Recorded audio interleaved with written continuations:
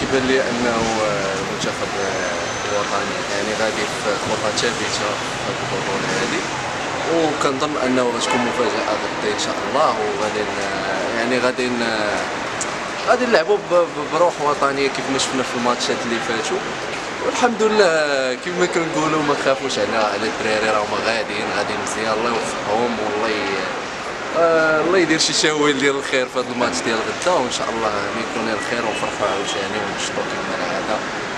النتيجه خويا النتيجه ما نقدرش نقول لك بالضبط حيت ماتش صعيب، مي كنتوقع 1-0 المغرب ان شاء الله. المغرب.